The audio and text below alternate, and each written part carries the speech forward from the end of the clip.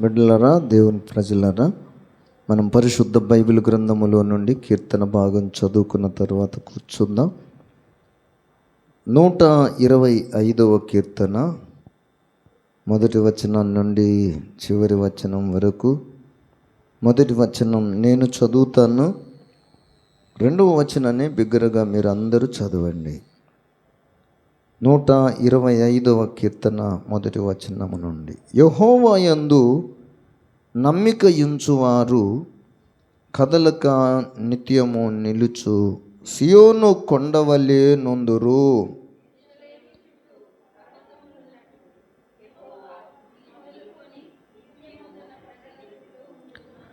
నీతిమంతులు పాపము చేయుటకు తమ చేతులు చాపకుండునట్లు భక్తిహీనుల రాజదండము నీతిమంతుల స్వాస్థ్యము మీద ఉండదు.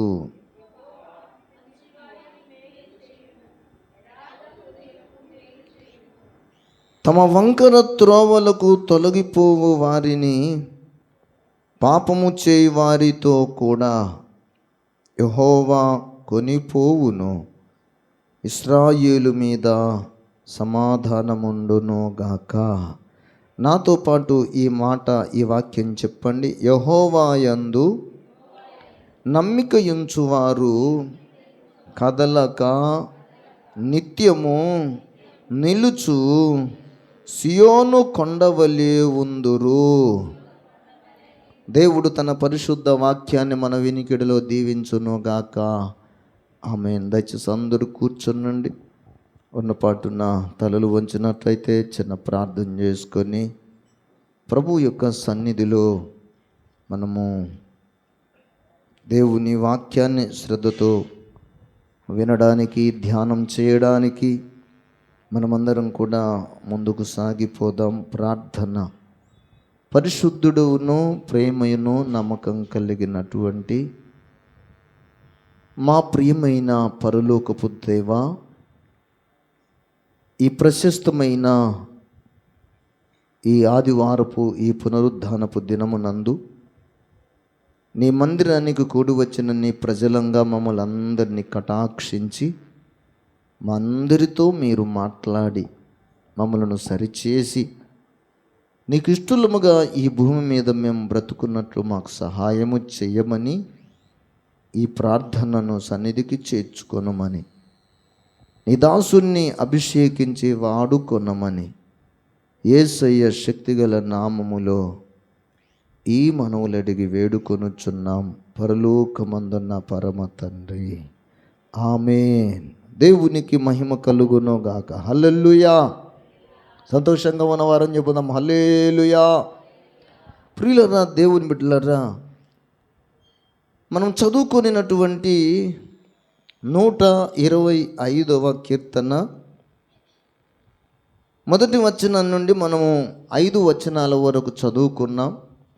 ఇది 5 వచనాలు కలిగినటువంటి కీర్తన. ఈ కీర్తనను గూర్చి పైన చిన్న అక్షరాలలో మనం చదివితే యాత్ర కీర్తన అని మనము పైన చిన్న అక్షరాలలో చదువుతాం. చాలామంది భక్తులు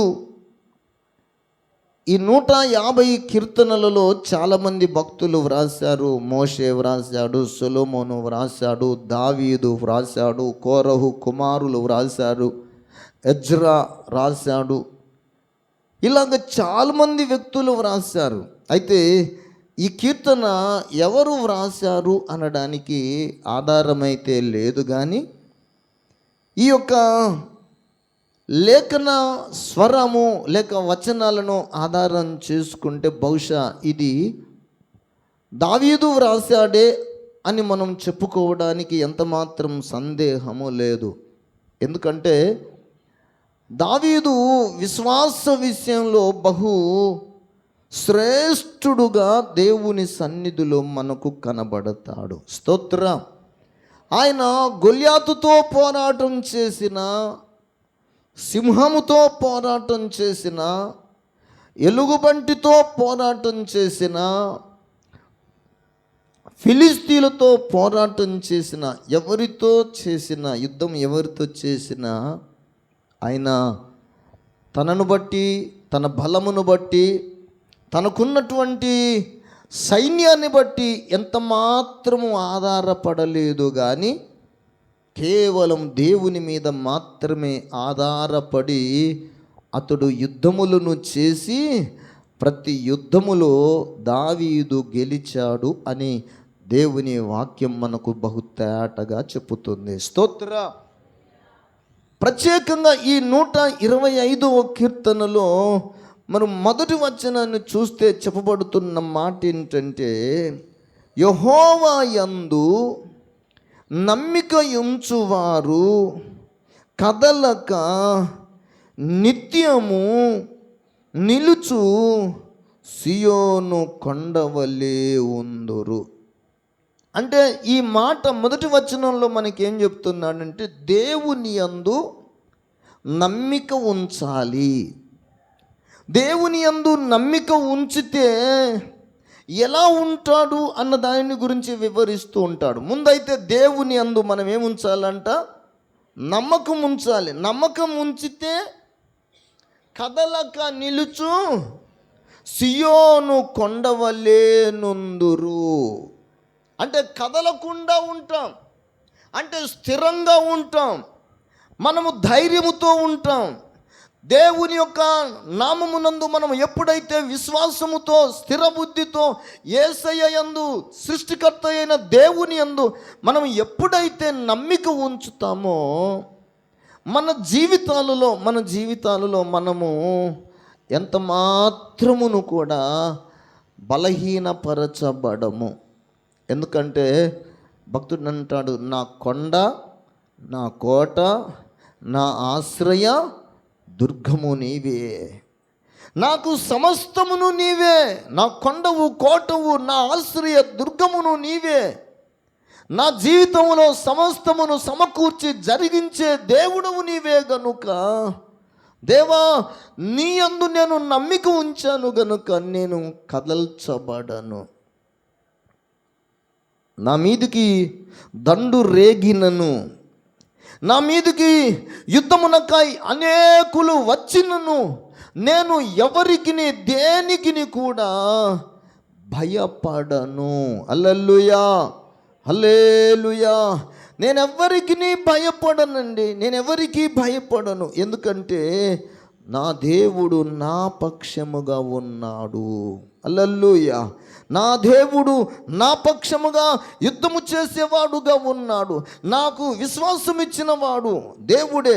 27వ కీర్తనలు అంటాడు, దేవుడు నాకు రక్షణయును, దేవుడు నాకు వెలుగునై ఉన్నాడు, నేను ఎవరికి భయపడుతును. నాకు ప్రాణదుర్గమునై ఉన్నాడు, నేను ఇంకా ఎవరికి వెరుతును.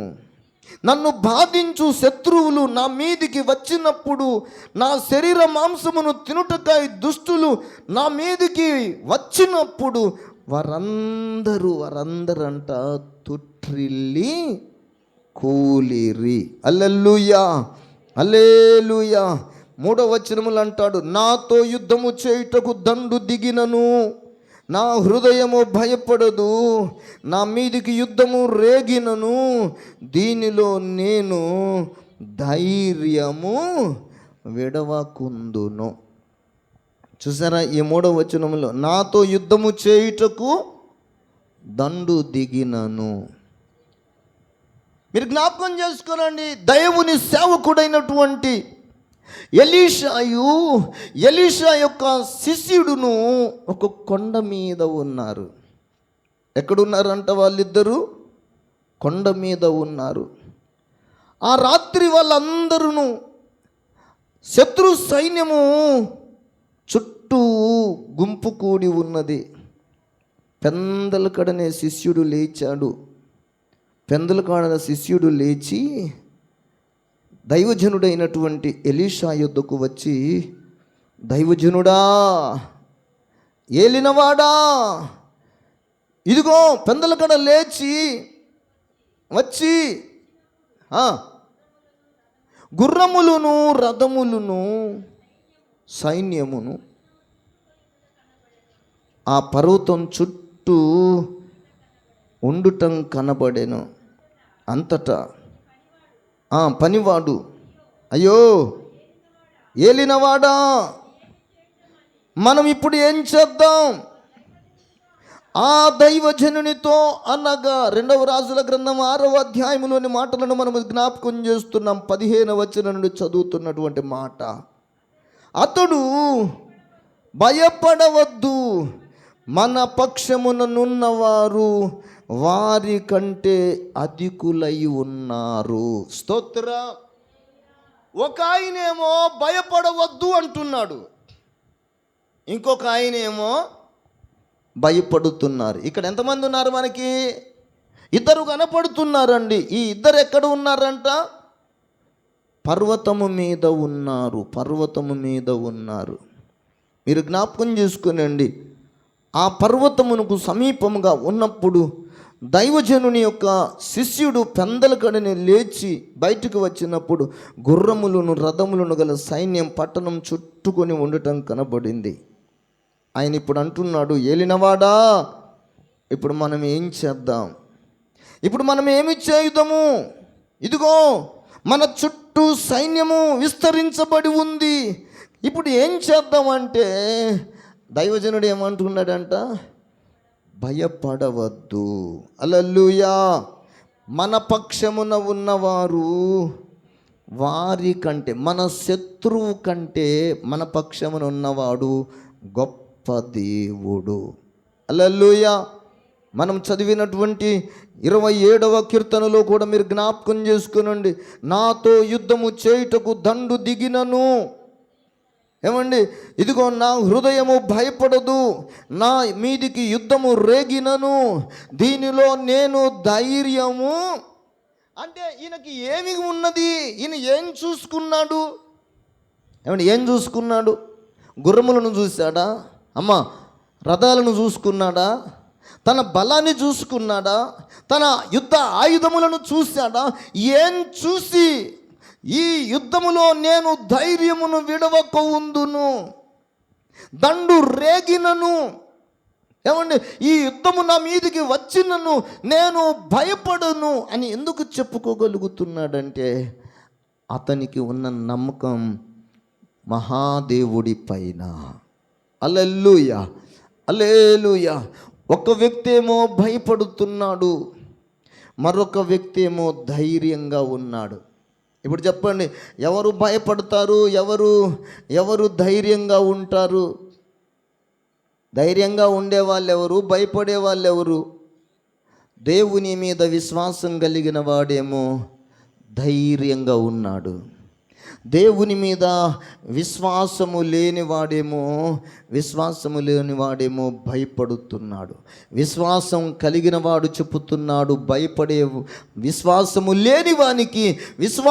లేనివానికి భయపడుతున్న వానికి దేవుని సేవకుడు దైవజనుడైనటువంటి ఎలీషా చెప్పుతున్నటువంటి మాట, భయపడవద్దు, మన పక్షమున ఉన్నవారు వారి కంటే అధికులై ఉన్నారని చెప్పి, దేవా వీడు చూచున్నట్లు దయచేసి వీని కండ్లను తెరువమని ఎలీషా ప్రార్థన చెయ్యగా యెహోవా ఆ పనివాని కండ్లను తెరవచేసెను గనుక వాడు ఎలీషా చుట్టూను పర్వతము, అగ్ని, గుర్రముల చేత, రథముల చేతను నిండి ఉండుట చూచెను.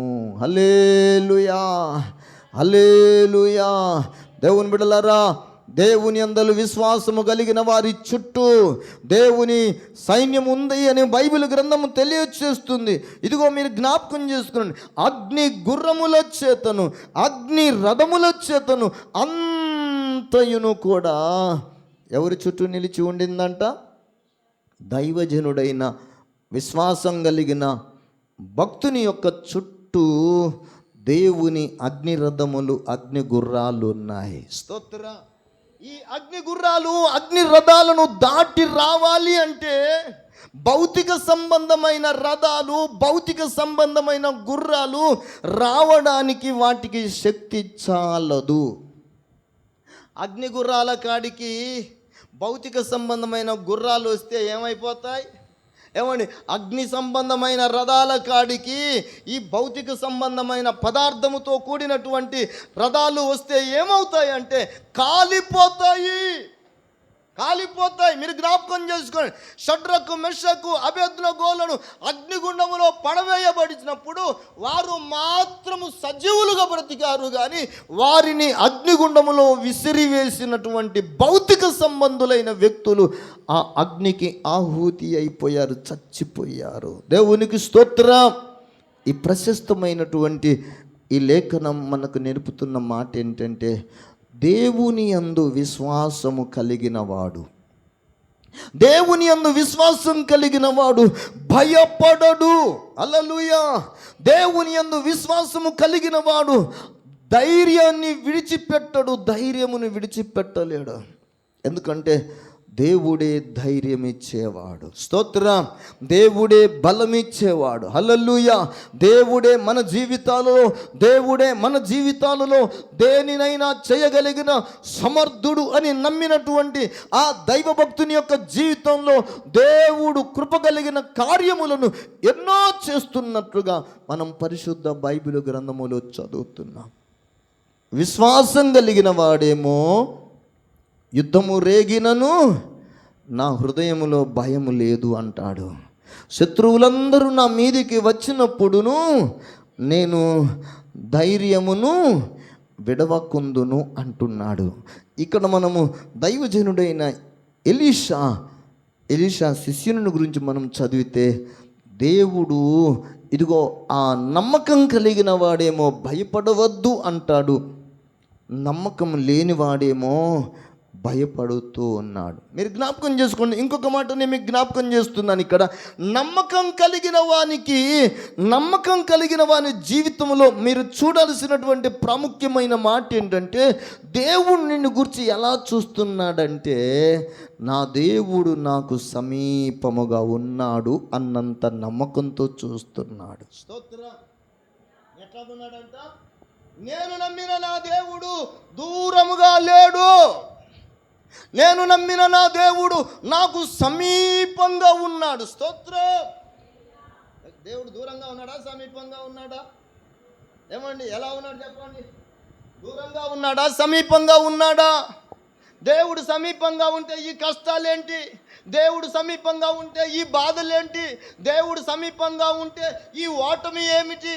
దేవుడు సమీపంగా ఉంటే ఈ శత్రువులు ఈ పర్వతం చుట్టూ ఉండడం ఏంటి అని అనుకునే వ్యక్తి విశ్వాస సంబంధి కాదు. వాళ్ళు అవన్నీ నా చుట్టూ ఎన్ని ఉన్నా వాళ్ళందరికంటే ముందు నా దేవుడు నా చుట్టూ ఉన్నాడు. హల్లెలూయా, హల్లెలూయా. నన్ను ముట్టాలంటే ఎవరిని ముట్టుకోవాలి? ముందు నా లోనికి రావాలంటే, నా సరిహద్దులలోనికి రావాలంటే ఎవరిని దాటి రావాలి? ఎవరిని దాటి రావాలంట? జీవము కలిగిన దేవునిని దాటి రావాలి. దేవునిని దాటి వస్తేనే దేవుని భక్తుడవైన నిన్ను ముట్టగలుగుతాడు.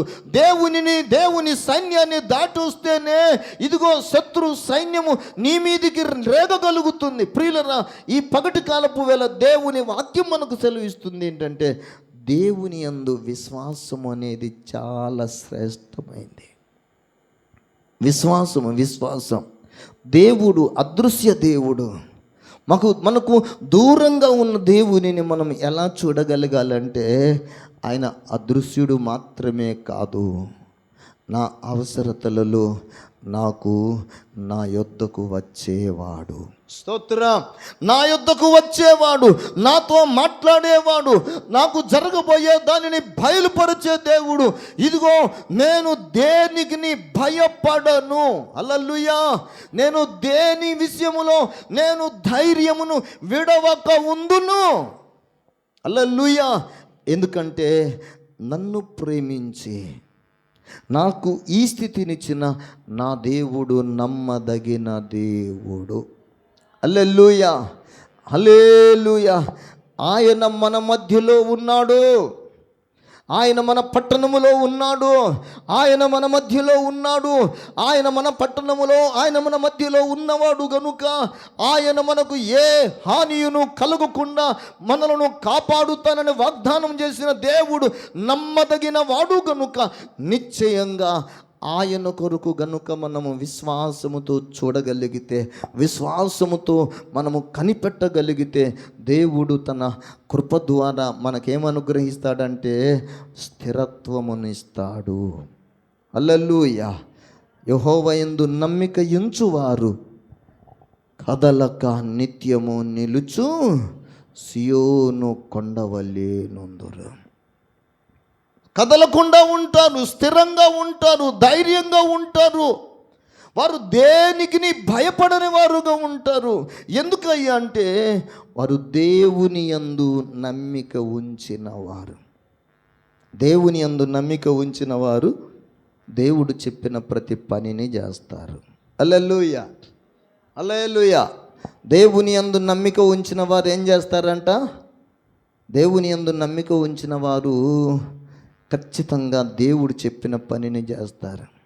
మీరు జ్ఞాపకం చేసుకునండి, ముందేమో సముద్రం, వెనుకనేమో ఫరో సైన్యం. అంతేనా? ఇంకేదన్నా ఉందా?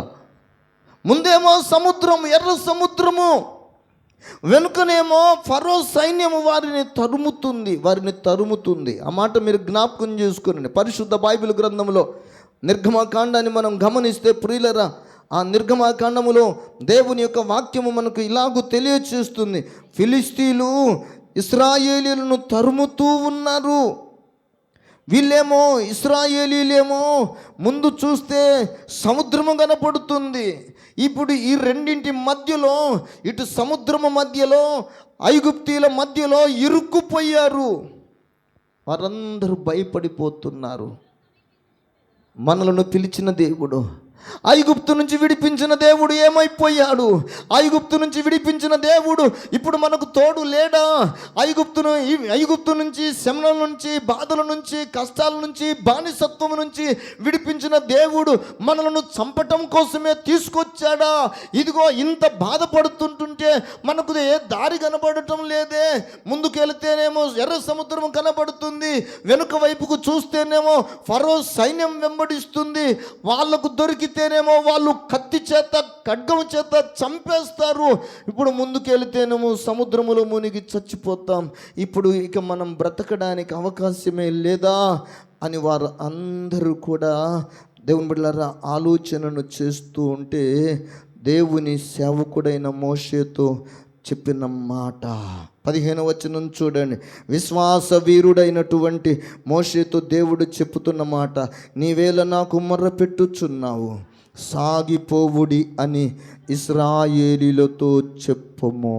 హల్లెలూయా, హల్లెలూయా. విశ్వాసం కలిగిన వారులారా, దేవుడు అద్భుతం చేస్తాడని నమ్మకం కలిగిన వారులారా, ఇదిగో ఐగుప్తు నుండి, బానిసత్వం నుండి, శ్రమల నుండి, బాధల నుండి, కష్టాల నుంచి, అవమానాల నుంచి, నిందల నుండి, అన్నిటి నుండి మిమ్మల్ని విడిపించాడని మీరు విశ్వసించినట్లయితే, ఇదిగో మీకు ముందున్న సముద్రము విషయంలో మీరు భయపడుతున్నారు కనుక మీరు భయపడనక్కరలేదు. దేవుడు చెప్పుతున్నాడు, మీరు సాగిపోవుడి అని దేవుడు చెప్పుతున్నాడని మోషే ఎప్పుడైతే చెప్పాడో, దేవుని బిడ్డలారా వారందరంట, విశ్వాసము కలిగిన వారందరూ ప్రియులరా అడుగు ముందుకు వేశారు. 16వ వచనం, నీవు నీ కర్రను ఎత్తి సముద్రము వైపు నీ చెయ్యి చాపి దాన్ని పాయలుగా చేయుము. అప్పుడు ఇశ్రాయేలీలు సముద్రము మధ్యను ఆరిన నేల మీద నడిచిపోవుదురు. హల్లెలూయా, హల్లెలూయా. మీరు జ్ఞాపకం చేసుకునండి ప్రియులరా, దేవుని వాక్యం మనకు తెలుపుతున్న మాట 22వ వచనం, నీళ్లు విభజింపబడగా ఇశ్రాయేలీలు సముద్రము మధ్యన ఆరిన నేల మీద నడిచిపోయిరి. ఆ నీళ్లు వారి కుడి ఎడమ ప్రక్కలను వారికి గోడవలే ఉండెను. స్తోత్ర. ఇప్పుడు దేవుడు చెబుతున్నాడు, సాగిపోవుడి. ఆగిపోక ఎక్కడికి? ఏమంటే ఎక్కడికి సాగిపోవాలి? మిమ్మల్ని దేవుడు ఎక్కడికైతే వెళ్ళమన్నాడో, ఏ దేశం కోసమైతే మిమ్మల్ని సిద్ధపరిచాడో, ఏ దేశంలోనైతే మీరు స్థిర నివాసము ఏర్పరచుకొని ఇదిగో మీరు వాగ్దాత దేశాన్ని స్వతంత్రించుకోవాలని దేవుని సంకల్పమైందో, ఆ దేశము కొరకు మీరు ఆగిపోక సాగిపోవుడి. హల్లెలూయా. ఈ సాగిపోవుట సందర్భంలో దేవుని బిడ్డలారా, ప్రక్కనే శ్రమలు ఉంటాయి, కానీ ఆ శ్రమలను మించగలిగింది ఏంటయ్యా అంటే విశ్వాసము. హల్లెలూయా. విశ్వాసం ఉంటే సమస్యలను అధిగమించగలుగుతాం. విశ్వాసం ఉంటే భయాన్ని అధిగమించగలుగుతాం. విశ్వాసం అనేది ఉంటే శత్రువులను అధిగమించగలుగుతాం. విశ్వాసము అనేది ఉంటే పరిస్థితులను అన్నిటిని కూడా అధిగమించగలుగుతాం. స్తోత్రం. హల్లెలూయా. విశ్వాసము లేకపోతే ప్రియులరా, సమస్యలు మనము అధిగమించలేము. అది కొంచెం శ్రమైన, అది కొంచెం ఇబ్బందికరమైన, ఇక నా వల్ల కాదులే అని కుప్పకూలిపోతాం. కానీ అదే విశ్వాసం ఉంటే, అదే విశ్వాసములు మనం స్థిరత్వం కలిగి ఉంటే, మన విశ్వాసం మనల్ని ఏం చేస్తుందంటే నువ్వు సాగిపో. హల్లెలూయా. హల్లెలూయా. ఎవరి వైపు చూసి సాగిపోవాలి? ఏమంటే సముద్రం వైపు చూడాలా? లేకపోతే ఫరో సైన్యం వైపుకు చూడాలా? లేకపోతే లోక పరిస్థితులు చూడాలా? గాలి బాగా వీస్తుందని చూడాలా? లేకపోతే ఇది చీకటి అని చీకటి పరిస్థితులను చూడాలా? దేనిని చూడాలి చెప్పండి? ఏమండి దేనిని చూడాలి చెప్పండి? నీ కళ్ళ ముందు చీకటైనా పర్వాలేదు, విపరీతమైన గాలి వీచినా పర్వాలేదు, వ్యతిరేక పవనాలు వీచినా పర్వాలేదు, ఏది ఏమైనా కానివ్వండి, కానీ నువ్వు చూడవలసింది ఏంటయ్యా అంటే నీ విశ్వాసానికి కర్త అయిన దేవుని వైపుకు చూడాలి. హల్లెలూయా. యేసు వైపుకు చూడాలి. దేవుని బిడ్డలారా, విశ్వాసము దేవుని వైపుకు చూపించగలిగేది. విశ్వాసము అనేది దేవుని మీదనే ఆశ పెట్టుకునేటట్టు చేసేది. విశ్వాసము అనేది దేవుని కొరకే బ్రతికేటట్టు పరితపింప చేసేది. స్తోత్రం. హల్లెలూయా. అందుకే దేవుని వాక్యము సెలవిస్తుంది, విశ్వాసమునకు కర్తయును దానిని కొనసాగించువాడునైనా యేసు వైపు చూడాలి. యేసు వైపు చూడాలి. భూమి మీద ఏ మనుష్యుడైనా ఏ మనుషునికి కలిగిన యుద్ధమైనను భయమైనను మరి ఏదైనాను సరే దేవుని వైపుకు చూడగలిగితే, దేవుడు అంటున్నాడు, దేవుని ప్రవక్త ద్వారా మాట్లాడుతున్న మాట, నువ్వు దేనికి నీ భయపడకుందు. హల్లెలూయా. హల్లెలూయా. దేవుడు నీ జీవితంలో, దేవుడు నీ బ్రతుకులో, దేవుడు నీకు అనుగ్రహిస్తున్నటువంటి విశ్వాస జీవితం ఎలాంటిదంటే నీవు కృంగిపోనక్కరలేదు, నీవు భయపడనక్కరలేదు. నీవు విశ్వసించిన నీ విశ్వాసానికి కర్త అయిన ఆ యేసయ్య వైపునకు నీవు చూడగలిగితే సులువుగా చిక్కుల పెట్టే ఏ పాపాన్నైనా నువ్వు అధిగమించగలుగుతా. స్తోత్రం. యేసు వైపుకు చూడలేదనుకోండి, దేవుని మీద నమ్మకం ఉంచలేదనుకోనండి, మన జీవితాలలో మనం ఏమీ సాధించలేం. కీర్తనకారుడు అంటాడు, మనుషులను నమ్ముకొనుట కంటే యెహోవాను ఆశ్రయించుట మేలు, రాజులను నమ్ముకొనుట కంటే యెహోవాను ఆశ్రయించుట మేలు. స్తోత్రం. హల్లెలూయా. దేవుని బిడ్డలారా, ఈ లోకములో ఎప్పుడు కూడా ఏదీను కూడా పరిస్థితులు ఎప్పుడు ఒక విధముగానే ఉండవు. పరిస్థితులు ఎప్పుడు అనుకూలంగానే, మనిషికి ఎప్పుడు పరిస్థితులు అనుకూలంగా ఉండవు. మనుషులు అనుకూలంగా ఎప్పుడు ఉండరు. దేవుని వాక్యము సెలవిస్తుంది, ఈ భూమి మీద రాజులు ఎప్పుడును కూడా మార్పు లేని వారుగా ఉండరు. అన్నింటికి భూమి మీద మార్పులు సంభవిస్తూనే ఉంటాయి. నీకు మార్పు కలిగినప్పుడు, నీ జీవితంలో మార్పు అనేది సంభవించినప్పుడు, నీ జీవితంలో, నా జీవితంలో మనమందరం గుర్తుపెట్టుకోవాల్సింది ఏంటంటే, దేవుని వైపుకు చూచుట మనము నేర్చుకోవాలి.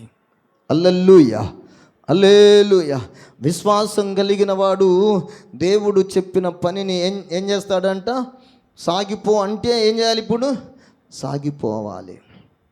నా వల్ల కాదు, నేను సాగిపోను అంటే ఏమవ్వాల్సి వస్తుంది? ఏమండి, ఇప్పుడు సొదొమ గొమొర్రా పట్టణముల నుండి అగ్నికి ఆహుతి కాకుండా ఎంతమంది బయలుదేరారు? లోతు, భార్య, పిల్లలు. ఇప్పుడు ఎంతమంది నలుగురు బయలుదేరారు కదా, ఎంతమంది చేరారు? అనుకున్న ప్రాంతానికి, సోయారు అనే ప్రాంతానికి ఎంతమంది వెళ్ళారు? మనకు తెలిసిన విషయం. ఒక్కరు వెళ్ళలేదంట, మిగతా వాళ్ళందరూ వెళ్ళారంట. ఆ ఒక్కరు ఎందుకు వెళ్ళలేదయ్యా అంటే, విశ్వాసముతో ముందుకు చూడవలసిన వారు విశ్వాసమును విడిచి వెనుకకు తిరిగినందువలన వారు చేరలేకపోయారు. ప్రియులారా, దేవుని బిడ్డలారా, పరిశుద్ధ బైబిల్ గ్రంథం మనకి ఏం నేర్పుతుందంటే, విశ్వాసమును ఎవరైతే కాపాడుకోగలుగుతారో, నీ విశ్వాసము దేవుని యందైన విశ్వాసము, ఇదిగో దేవుని మీద ఉన్న నీ విశ్వాసాన్ని నువ్వు విడిచిపెట్టకుండా, దేవుడు చెప్పిన మాట ప్రకారం సాగిపోవుడి అని చెప్పిన మాట ప్రకారం వారు సాగిపోయినందువలన, దేవుని బిడ్డలారా, ఆరిన నేల మీద నడవగలిగారు. హల్లెలూయా. అది విశ్వాసముతో నడిచారు గనుక వారి జీవితాలలో వారికి జయము కలిగింది. మరొక మాట నేను మీకు జ్ఞాపకం చేస్తాను. ఒక్కసారి మీరు పరిశుద్ధ బైబిల్ గ్రంథంలో విశ్వాసంతో చేసినటువంటి పనిని గూర్చి, లేకపోతే దేవుని యొక్క సందేశాన్ని గూర్చి మనం కొద్ది నిమిషాలు జ్ఞాపకం చేసుకుందాం. మత్తయి సువార్త 21వ అధ్యాయాన్ని దయచేసి మీరు చూస్తే, అందులో వ్రాయబడిన మాట, యెరూషలేమునకు సమీపించిన ఒలీవ చెట్ల కొండ దగ్గర ఉన్న బెత్ఫగేకు వచ్చినప్పుడు యేసు తన శిష్యులలో 2 చూశాడంట. ఎంతమంది శిష్యులు యేసయ్యకి? చెప్పాలి, ఎంతమంది శిష్యులు అంట? 12 మంది శిష్యులు అనబడిన అపోస్తలులు. ఈ శిష్యులలో 2 చూసి ఆ 2కి ఒక పనిని అప్పగించాడు. ఇప్పుడు శిష్యులు యేసయ్య మాట వింటారా, వినని వాళ్ళ? విశ్వసించిన వారా, విశ్వసించని వారా?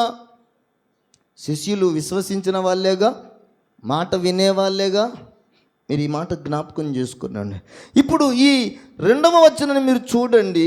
ఆ 2 శిష్యులను చూసి, మీ ఎదుటనున్న గ్రామమునకు వెళ్ళుడి, వెళ్ళగానే కట్టబడి ఉన్న ఒక గాడిదయు దానితోనున్న ఒక గాడిద పిల్లయు మీకు కనబడును. వాటిని విప్పి నా యొద్దకు తోలుకొని రండి. ఎవడైనను మీతో ఏమైనను అనిన ఎడల అవి ప్రభువునకు కావలసి ఉన్నవని చెప్పవలెను. స్తోత్ర. విశ్వాసం కలిగిన వాడు చేసే పనిని గూర్చి నేను మీకు చెప్తున్నాను. విశ్వాసం కలిగిన వాడు చేసే పని ఎలా ఉందో చూడండి. 2 శిష్యులను పిలిచాడు. 2 శిష్యులతో యేసయ్య చెప్తున్నాడు. ఏమని చెప్తున్నాడంటే, ఇదిగో మీ ఎదుటనున్న గ్రామానికి మీరు వెళ్ళండి, వెళ్ళగానే కట్టబడి ఉన్న ఒక గాడిదయు దానితోనున్న గాడిద పిల్ల మీకు కనబడును. వాటిని విప్పి నా యొద్దకు తోలుకొని రండి. స్తోత్ర.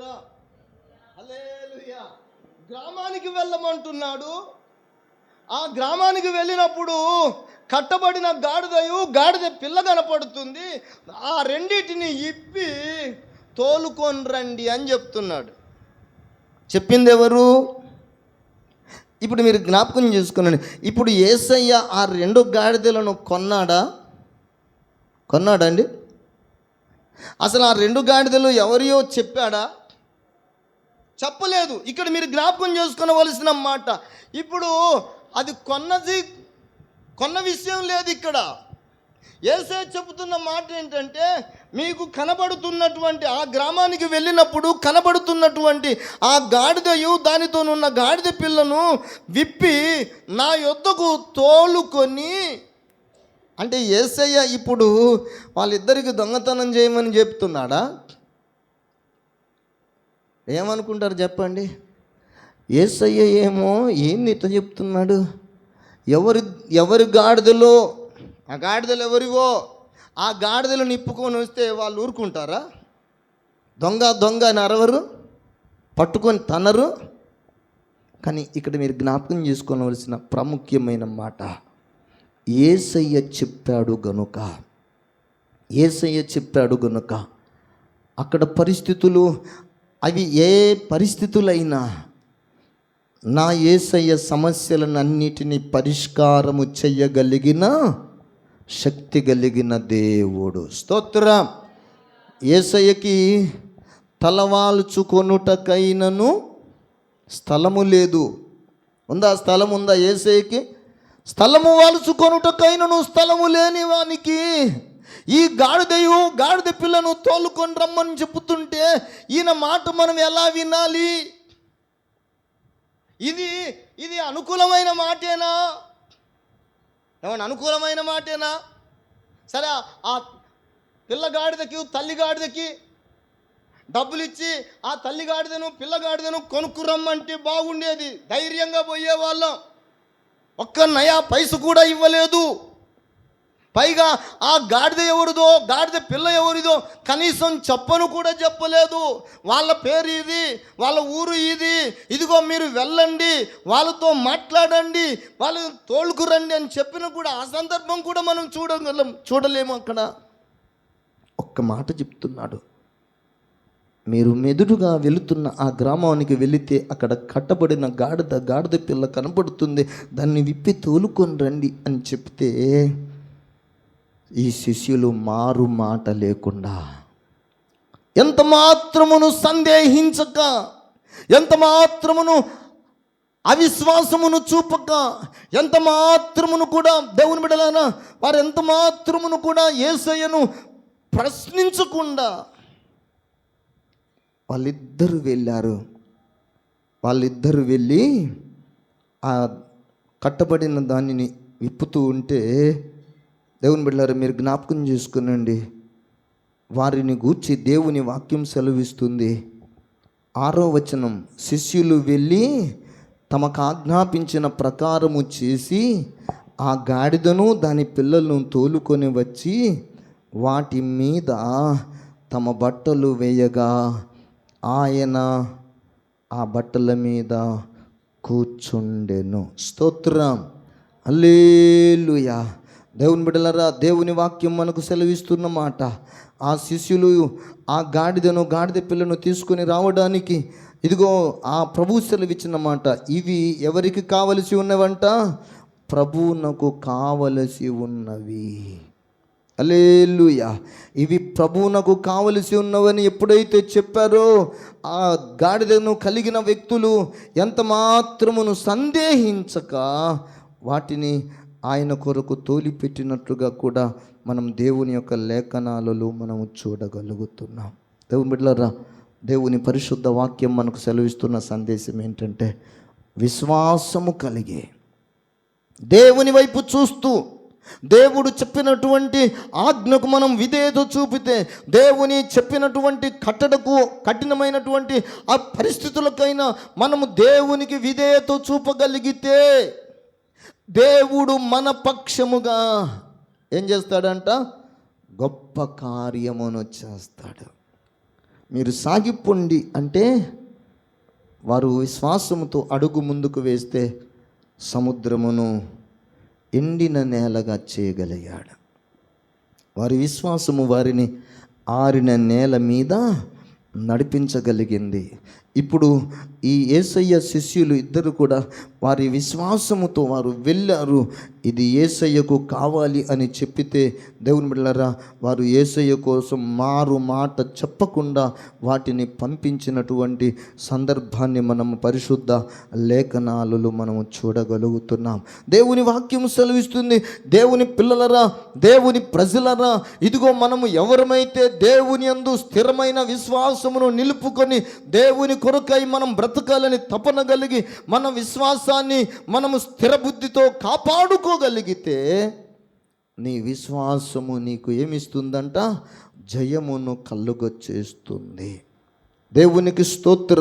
దేవుని అందలి మన జీవితాలలో దేవుని బిడ్డలారా, మన విశ్వాసమును బట్టి దేవుడు మనము ఈ లోకాన్ని జయించగలిగే శక్తిని దేవుడు మనకిస్తాడంట. 1 యోహాను పత్రిక 5వ అధ్యాయము మీరొక్కసారి జ్ఞాపకం చేసుకోనండి. 3వ వచనం, మనమాయన ఆజ్ఞలను గైకొనుటయే దేవునిని ప్రేమించుట, ఆయన ఆజ్ఞలు భారమైనవి కావు, దేవుని మూలముగా పుట్టిన వారందరూ లోకమును జయించుదురు. లోకమును జయించిన విజయము మన విశ్వాసమే. లోకమును జయించిన విజయము ఏంటంట? మన విశ్వాసమే. మన విశ్వాసము ద్వారా మనము జయించగలుగుతాం. మన విశ్వాసము ద్వారా శత్రువులను జయించగలుగుతాం. మన విశ్వాసం ద్వారా పరిస్థితులను మనము జయించగలుగుతాం.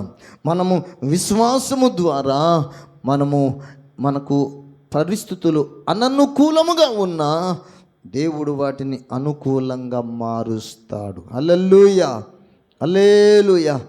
పడవ మునిగి నశించిపోయే పరిస్థితులలో ఉన్నారు. ఎవరు? యేసు ప్రభువేమో ఓడ యొక్క అమరమున నిద్రపోతున్నాడు, శిష్యులేమో పడవ నడిపిస్తున్నారు. భయంకరమైన తుఫాను, గాలి వచ్చింది, పడవ మునిగిపోయే పరిస్థితుల్లో ఉన్నారు. అప్పుడు వాళ్ళందరూ, బోధకుడా మేము నశించిపోతున్నాము అని పలుకుతూ వచ్చారు. అందుకు ఆయన, అల్ప విశ్వాసులారా ఎందుకు భయపడుచున్నారు అని వారితో చెప్పి లేచి గాలిని సముద్రమును గద్దింపగా అది మిక్కిలి నిమ్మలమాయను. స్తోత్ర. భయపడేవాడు అల్ప విశ్వాసి. ఈ అల్ప విశ్వాసితో చెబుతున్న మాట, నీవెందుకు భయపడుతున్నావు? నీ దగ్గర ఉన్నది ఎవరు? నీ ప్రక్కన ఉన్నది ఎవరు? ఎవరున్నారంట నీ ప్రక్కన? నీ దగ్గర ఎవరున్నారు? పడవలో ఎవరున్నారు? యేసయ్య ఉన్నాడు. కలిగి ఉన్నది ఏదిను ఆయన లేకుండా కలగలేదు, సమస్తమును ఆయన మూలముగానే కలిగింది. మాట మాత్రం సెలవిస్తే, శాసిస్తే చాలు సమస్తమును చేయగలిగిన శక్తి కలిగిన దేవుణ్ణి పెట్టుకొని వాళ్ళు అల్ప విశ్వాసంతో ఉంటే, భయపడుతూ ఉంటే యేసయ్య వారి పక్షంగా గొప్ప కార్యం చేశాడు. దేవునికి స్తోత్ర. ఈ కడవరి దినాలలో దేవుని బిడ్డలారా, మన జీవితాలలో దేవుని అందలి విశ్వాసాన్ని మనము స్థిరపరుచుకున్నట్లుగా మన విశ్వాసాన్ని మనము కాపాడుకుందాముగాక. వారి విశ్వాసము వారికి ఏమి ఇస్తుందంట? వారి విశ్వాసము వారికి జయమును కలుగ చేస్తుంది. హెబ్రీ పత్రికల్లో చాలా విషయాలు చెప్పబడింది.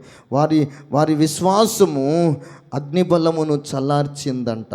వారి విశ్వాసమును బట్టి వారందరూ కూడా రాజ్యాలను జయించారు, నీతి కార్యాలను జరిగించారు, వాగ్దానాలను పొందారు, సింహముల నోర్లను మూశారు, అగ్ని బలమును చల్లార్చారు, ఖడ్గదారులను తప్పించుకున్నారు, బలహీనులుగా ఉండి కూడా బలపరచబడ్డారు, యుద్ధములో పరాక్రమశాలులైరి. హల్లెలూయా. విరోధులైన శత్రు సేనను వారి విశ్వాసముతో ప్రారద్రోలిరి. విశ్వాసమే దావీదుకు జయమిచ్చింది, యెఫ్తాకు జయమిచ్చింది, గిద్యోనుకు జయమిచ్చింది, సంసోనుకు జయమిచ్చింది. విశ్వాసమే. అందుకే దేవుని వాక్యం ఈ ఉదయకాలపు వేళ మనకు నేర్పుతున్న సందేశం ఏంటంటే, మనము విశ్వాసము ఎవరి యందు ఉంచాలంట? ఏమండి, దేని మీద విశ్వాసం ఉంచాలంట? సృష్టికర్త అయిన యేసునందు విశ్వాసం ఉంచితే యేసయ్య మనల్ని ఎన్నడూను సిగ్గుపరచడు. విశ్వాసం కలిగిన వాడు యేసయ్య చెప్పిన మాట ప్రకారం నడవాలి. సాగిపోండి అంటే ఏం చేయాలి? ఇప్పుడు సాగిపోవాలి. దేవుని బిడ్డలారా, యుద్ధమునకు సాగిపోండి అంటే యుద్ధమునకు వెళ్ళాలి. ఇదిగో మీరు ప్రయాణమునకు సాగిపోండి అంటే ప్రయాణం చేయడానికి సాగిపోవాలి. ఎందుకంటే దేవుడు చెప్పినది ఏదీను కూడా నిరర్ధకము కానేరదు. హల్లెలూయా. అందుకే మన జీవితాలలో మనమందరము విశ్వాసాన్ని వృద్ధి పొందించుకునే స్థితిలోకి రావాలి. అంతేగాని విశ్వాసాన్ని విడిచిపెట్టేటట్లు ఉండకూడదు. విశ్వాసము నీదైతే, విశ్వాసము నీకు ఉంటే జయము నీ వెంటనే ఉంటుంది. హల్లెలూయా. కాబట్టి మన జీవితాలలో విశ్వాసమునకు కర్త, దాన్ని కొనసాగించువాడునైన యేసు వైపు చూస్తూ మన భక్తి జీవితాన్ని కొనసాగించుకుందాం. అట్టి కృప దేవుడు మనకు అనుగ్రహించును గాక. ఆమేన్. సాక్ష్యమిచ్చేదా మన స్వామియే